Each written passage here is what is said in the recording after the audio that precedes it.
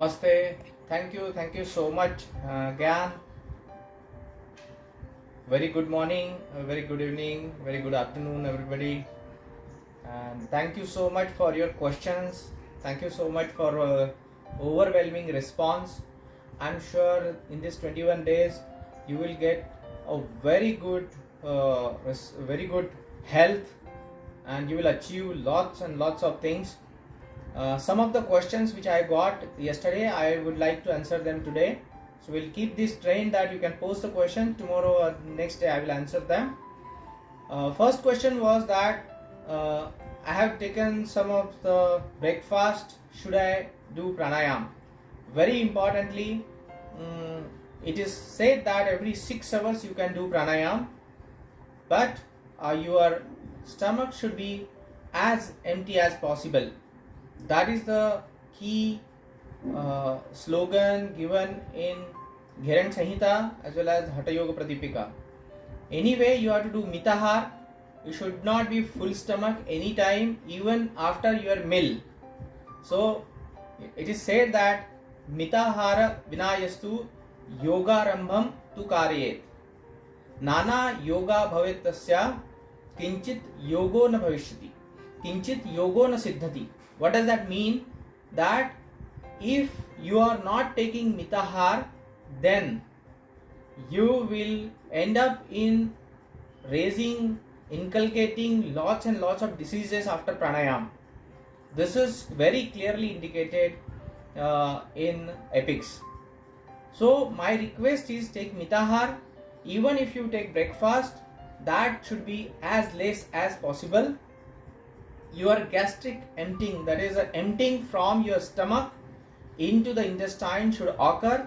That much amount of time should be there between your meal and the pranayam. So it is generally 3 hours to 4 hours. But if you want to eat breakfast, eat as much as it's a minimal. You are feeling nothing inside your stomach. That is the way you should be during yoga. Then yoga will actually get in your body very well absorbed, and very well effects will be there in yoga. So my request to everybody, please try to keep as empty as possible. But if you are not able to do that, please eat as less as possible. It is better because we will be playing with our lungs. We'll be playing with our antique muscles which are connected to lungs, and they are heavy, right? So second question I got, what is Moolbandh? I explained it yesterday. I will explain it again. The anal muscle, anal, where we defecate our excreta, anus. Okay, we have to pull those muscles up. While pulling those muscles, our genital muscles as well as the perineal muscles which are between the anus and our gender, those are also pulled up. So you have to pull up, keep it, and try to retain it as much as possible, and that gives you extra energy. So my request, please do Moolbandh. So Moolbandh is pulling anal muscles, pulling perineal muscles, pulling your genital muscles together up. That is Moolbandh. It is a natural reaction of your body when you are exposed to fright and flight. When there is a very difficult situation, a kind of imbroglio, there is a situation of do or die, there is a situation of accident, these particular muscles get contracted automatically because of stimulation of adrenergic system in your body. This is a response of the sympathetic system in your body to your muscles, and muscles get contracted automatically. This automatic contraction of muscles is not required as in normal circumstances, but when there is a fright or flight, extra energy is required. For example, you are jumping into a swimming pool from say 16 feet, naturally the Moolbandh will be automatic reaction to your body. So in yoga, this automatic reaction is considered as a yoga, and these are explicitly done so that extra energy can easily be inculcated in your body. So that's why Moolbandh is very important. believe me, if you don't do pranayam, if you do only Moolbandh, you will get almost 50% of its effect. So very important, Moolbandh. The third question I face, that if I cannot sit in Sukhasan, I cannot sit even on ground, then I have to sit on a chair. Should I do pranayam? Very importantly, you can do kriya, but you should not do sakumbhak pranayam. You should first go for Moolbandh, which will give you energy, which will give you a health, and then slowly you have to go for asanas, and then you can go for sakumbhak pranayam. You can do the kriyas, you can do the Shudhi kriyas like Kapalbhati, you can do Anulom Vilom, you can do different pranayam but without kumbhak. So there are two types of pranayam. One is without kumbhak, which is known as simple process or kriya. Whatever we learn in on TV everywhere, those are only processes. Those are not actually pranayam. Those are actually processes of breathing. So we will learn those processes, and somehow we will learn some of the sakumbhak, okay, without uddyan. Sakumbhak without uddyan pranayam. So we will come to that. With uddyan, it is really a compression of air into your cells, right? So you can do processes, but keep in mind, those who are not able to sit in Padmasana, those who are not able to sit on floor, they should not stop their breath. They should continue their breath. They should not stop their breath. Okay, they should not compress the air, because pranayam is after asanas. So in the Ashtanga Yoga, if you see, it is yam, niyam, asan, pranayam. So pranayam is the fourth stage. It is after asanas.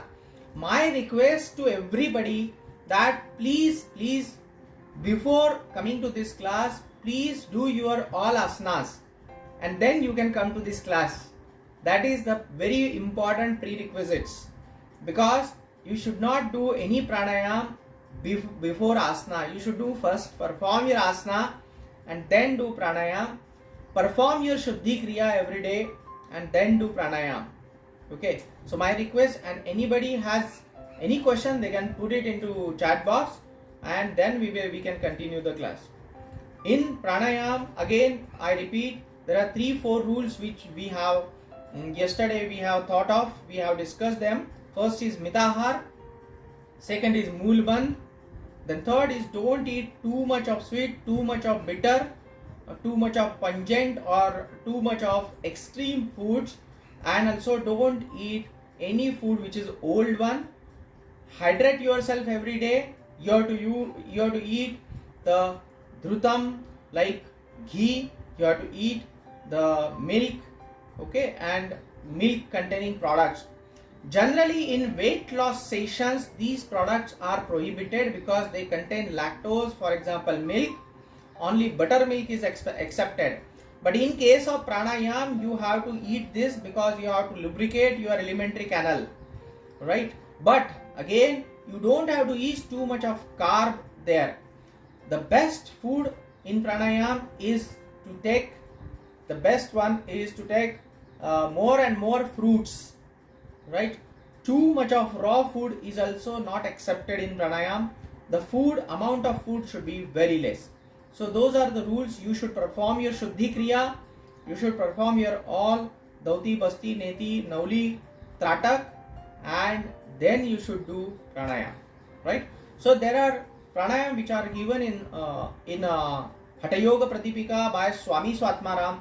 So they have said that Sahitam Surya Bhedascha Ujjayi Shitali Tatha Bhastrika Brahmari Murcha Plavini Ashtakumbhika. So 8 kumbhaks are given, and in case of Gheran Sanhita, the Plavini is replaced by Kevali Pranayam.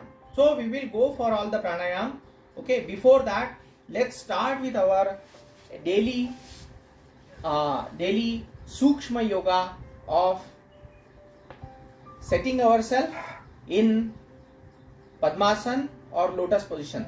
Let's start with moving our legs. moving our foot in a clockwise direction. Let's do it 5 times. 6, 7, 8, 9, 10. Similarly, in opposite direction, you should sit in Dandasana. Your vertebral column should be straight as possible. Let's start with this so that we can very easily do our Padmasana, lotus position. Let's hold a left leg in left hand. Your hand should be below your leg this way, and fix your 4 fingers in the slit of 5 fingers. Move, wall, rotate your foot. Keep your backbone straight. Very good. Very good. Somebody is doing with the opposite hand. Better to do it. So better to do it with the, see, if your left leg, your right hand should be there. Okay. And then in opposite direction, so that you can free up legs, you can free up your foot. Keep your ankle in the groin and press, raise. Try to touch it to chest. Try to touch your knee to the chest this way and press it. 1, 2, 1, 2, 1, 2. Hold your leg in hand. Press it. 1, 2. Press your knee. Push your knee in such a way that the leg will be horizontally moved across your chest. So 1, 2, 1, 2. Hold your leg in your hand. Try to touch to the ear. Observe the stretch in your thighs. Try to touch your head. Try to touch your chin. Try to touch your other ear. That's very good. Let's do the same thing with left leg. You will find that some of you may skip it, which is not good.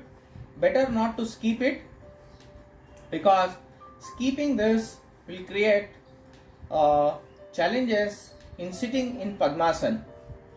More and more you sit in Padmasana, better and better Moolbandh it will actually imply.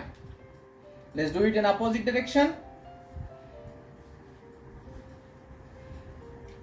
Rotate your foot in opposite direction. Keep your backbone as straight as possible. Very good.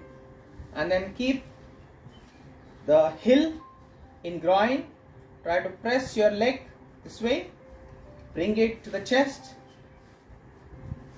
So 1, 2, 3, 4, 5, 6, 7, 8, 9, 10. That's it. Hold it. Hold your leg, right leg in left hand, and try to press it this way. 1, 2. Observe the stretch in tummy. People having tummy, they will have little bit of challenges in doing this. So you have to press the knee so that you will also have a kind of pressure in hips, and then hold it this way. Try to touch to the left ear.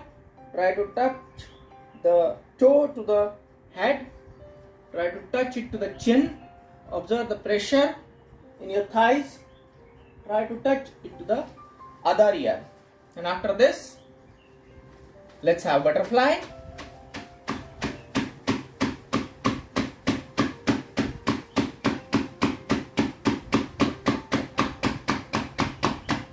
And observe the freeness in your complete body as well as the lower portion. Let's blow our leg on the floor, both at a time. Very good. Some of the people, they are doing very good actually I put C, and now we have free up our lower portion. Now this is a time to sit in Padmasana, and now once you set your lotus, it is set for next 20 minutes. And if you have a lot of challenges, you can open your lotus and do the last kriya of just jumping your knees there or blowing your knees on the floor, and again you can set your lotus, right? So let's set your lotus, and then let's have Moolbandh. Let's have Moolbandh. Pull your anal muscle up. Slowly concentrate on breathing and keep your Moolbandh intact. You'll find that you may feel automatically to close your eyes. The lotus will actually stop the partial movement of pran to go out of anus, and that's why lotus is very important. So people who said that they cannot do lotus, they have to probably reduce their weight, increase their flexibility, but if they have medical challenges, they should not do it. They should contact their doctors. Pranayam is not recommended for the pregnant woman. They should connect with their gynecologist, and accordingly they should do. Any type of breathing stopping exercise are not recommended in 9 months of pregnancy. You should not stop breathing. So let's keep our Moolbandha intact. Breathe in, breathe out, breathe in, breathe out, breathe in. Remember your Moolbandha. Whenever you start breathing in, breathe out explicitly, your Moolbandha will get unlocked. So don't unlock Moolbandh. So Moolbandh is very important. That will give you health. So keep your Moolbandh intact, and you will find, if you intact your Moolbandh, you will find that it's from your internal viscera, you are getting stronger and stronger. Somebody, I think Sarvanan, has said that he is feeling very hot when he set Moolbandha. Sarvanan, or I think Shankaran, it is like this, Shankaran, that there are some people who may feel this very hot there in anus or a part above the anus inside the viscera, because we are actually working with those muscles which we never get retract or protract or compress. As a result of it, we are actually pulling them. So we are pulling those rare muscles up which are never been done. So these types of experiences you will get. Some of the people, they may be finding it perspiration now itself, and in Moolbandha itself you will find your body temperature is also increasing. Keep your Moolbandha intact. Breathe in, breathe out, breathe in, breathe out, breathe in, breathe out. Before pranayam, you should always start yogic breathing. So for that, first start yogic breathing with tummy. What is that? Slowly when you breathe in, you have to keep your Moolbandha intact, remember. So breathe in, little bit of tummy up. When you breathe out, tummy depleted. Breathe in, tummy up. Breathe out, tummy depleted. Breathe in, tummy up. Breathe out, tummy depleted. Again breathe in, up, Moolbandh intact, breathe out. Moolbandh you don't have to leave, you have to keep your lock intact, breathe in and breathe out. Again breathe in, keep your Moolbandh intact, tummy up, slowly breathe out. Again breathe in, breathe out. Remember that when you breathe in, tummy should be up, inflated, and when you breathe out, tummy should be depleted. So it is with respect to tummy, this is a yogic breathing. Keep your Moolbandh intact again. You will find that it is very cumbersome sometimes to keep your Moolbandh intact, and though it is a very small thing, it will create havoc in your whole body. It brings you enormous amount of heat in your body. That's the reason I told you to eat some of the milk product as well as drink lot of water every day. So again breathe in, breathe out, tummy depleted, breathe in, tummy up, depleted, breathe in, breathe out. So now second, we have to breathe in with chest. So chest, so breathe in, chest up, breathe out, chest depleted, breathe in, chest up and depleted. I'm sure some of you may have perspiration, some of you may have backache also.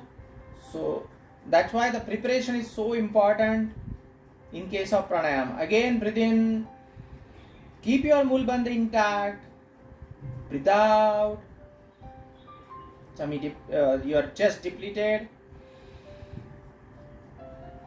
chest up with breathe in, slowly breathe out, chest depleted, again breathe in, chest up, your shoulders are relaxed, slowly breathe out, depleted. Again breathe in, keeping your Moolbandh intact, slowly breathe out, chest depleted, again breathe in, chest inflated, Moolbandh intact, again breathe out, chest depleted. I'm sure while doing your chest up, chest down, many of you might have left Moolbandh. So if you leave Moolbandh, you will again have to set Moolbandh. Again you have to take your dhyan to the anus and set the Moolbandh. So Moolbandh is a key. Without Moolbandh, don't do pranayam. So let's do it again. Chest up, breathe in and breathe out. Chest depleted, up and slowly breathe out. Now we'll have the shoulder breathing. Shoulder breathing, little bit of shoulder. You have to, when you breathe in, you have to make your shoulder up, take your shoulder up little bit. This way. Breathe in, breathe out. Breathe in, shoulder up, breathe out. Breathe in, breathe out. Breathe in, keep your Moolbandh intact. Moolbandh intact. And breathe out. Breathe in, shoulder up, breathe out. Now let's keep all the three things up when you breathe in. So your tummy, your chest and your shoulders, all three should be up when you breathe in. This way, up and breathe out. Breathe in, shoulder up, chest up, tummy up, and breathe out. You don't have to make your shoulder up this way, no. It should be very simply with the help of breath. So breathe in, breathe out. Now again breathe in with keeping your Moolbandh intact. Take a deep breath. Very slowly breathe out. Again breathe in. Tummy, chest, shoulder up. Very slowly breathe out. Keep your Moolbandh intact again. So breathe in. Your tummy, your chest, your shoulder up. Very slowly breathe out. Again breathe in. And slowly breathe out. Remember that you must be seeing me when I say slowly breathe in, and then breathe out should be more and more, bigger and bigger time should be there now. Ideally, the breathe in should be half of the breathe out. Let's do with this particular sequence.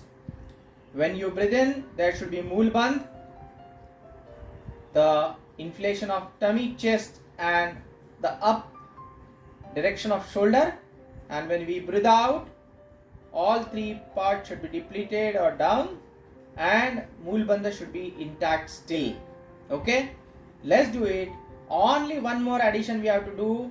Our breathe out should be 2 times. Take 2 times the time for breathe in as that of breathe in. Okay, so breathe in takes 3 seconds. Breathe out should take 6 seconds. So let's breathe in Moolbandh.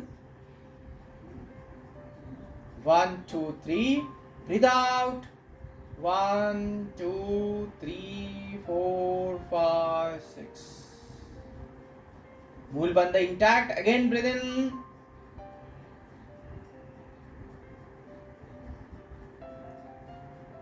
Slowly breathe out. 2 times. Your breathe out should be prolonged. Again breathe in. 1, 2, 3, 4. Breathe out. 1, 2, 3, 4, 5, 6, 7, 8. Relax yourself. Take a deep breath. Release your Moolbandh. Take a deep breath. Breathe out. Let's do it again. Set your Moolbandh again. Let's breathe in. 1, 2, 3, 4. Slowly breathe out. 1, 2, 3, 4, 5, 6, 7, 8. Let's breathe in again. 1, 2, 3, 4. Slowly breathe out. 1, 2, 3, 4, 5, 6, 7, 8. Again breathe in. Keep your Moolbandh intact. 2, 3, 4. Breathe out. 2, 3, 4, 5, 6, 7, 8. Take a deep breath. Release your Moolbandh. Take a deep breath. And very slowly release your lotus. Very slowly. Move your legs. And keep your Sukhasana. Let's close your eyes. You will find Moolbandh is relaxed. Close your eyes.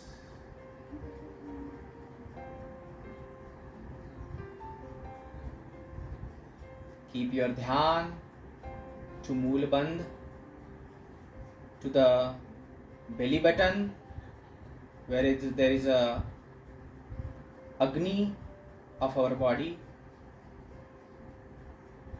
Take a deep breath. Breathe out. Rub your palms together. Observe the energy in your palms. Rub them on your face.